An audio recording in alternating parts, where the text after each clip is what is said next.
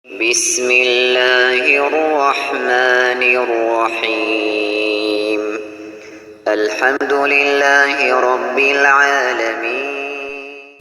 Apa hukum video rekaman?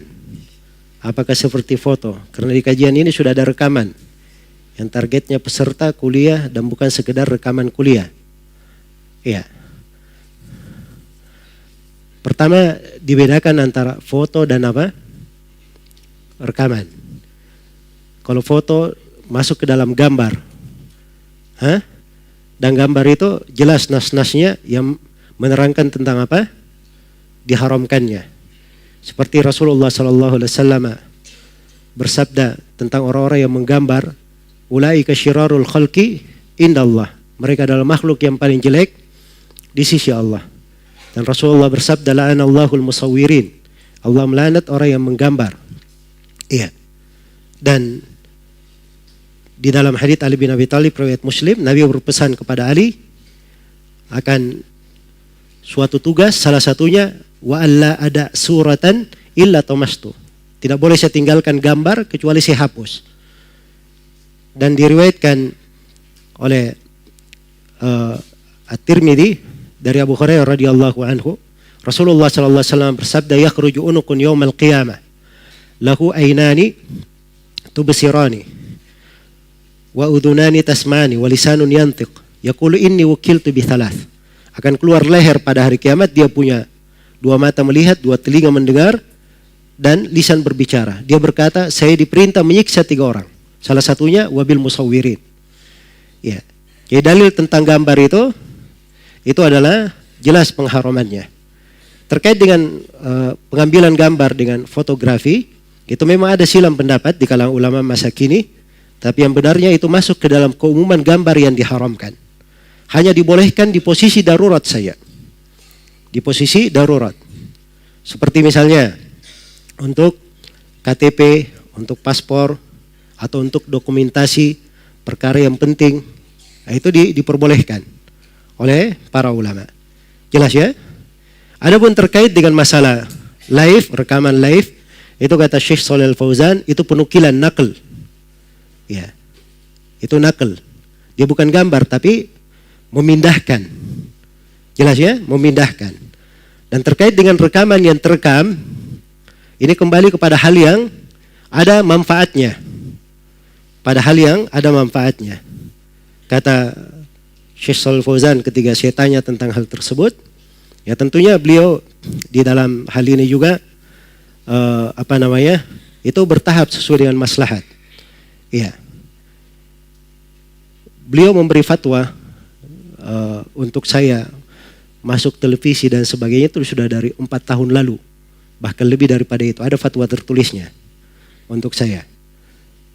Dan ada sebagian fatwa yang lain saya tahu sudah lama akan hal tersebut. Ya, kadang saya lihat beliau dulu siaran langsung. Saya tanya, Syekh, sekarang antum siaran langsung.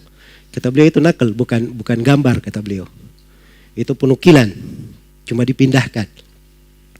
Iya. Kemudian 2 tahun berikutnya, walaupun setiap tahun ya saya jumpa beliau, tapi 2 tahun berikutnya saya lihat beliau, ya bukan siaran langsung. Ada 2 pelajaran beliau direkam. 2 pelajaran direkam. Ada pelajaran Nurun Alad Darb, tanya jawab untuk fatwa, dan ada rekaman Kitabut Tauhid. Ya, rekaman Kitabut Tauhid. Direkam, setelah itu baru diputar. Saya tanya tentang hal tersebut, kata beliau, la ba'sa bisyai' alladhi yu'rab wa yazul wa laysa suratan muthabbatah.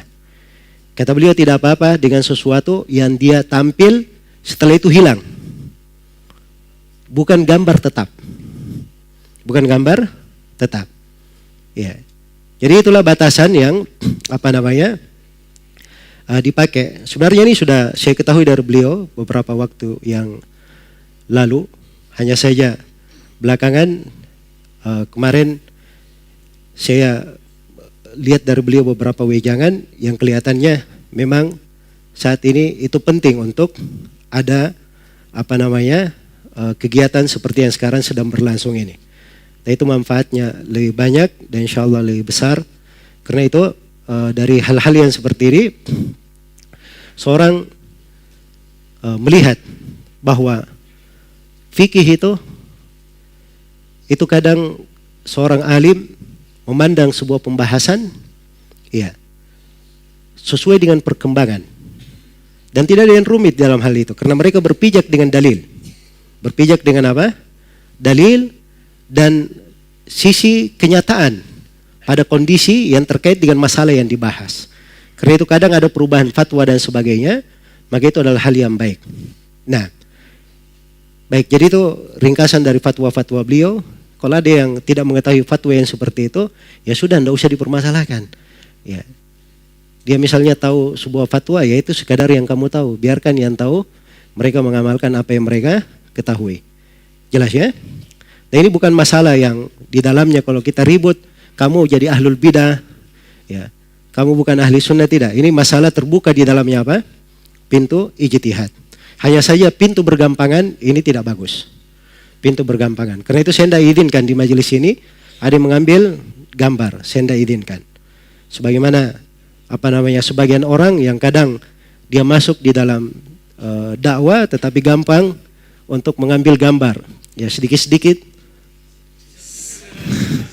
Ya. Ketemu orang di bandara, dijemput, gitu kan? Senang selfie.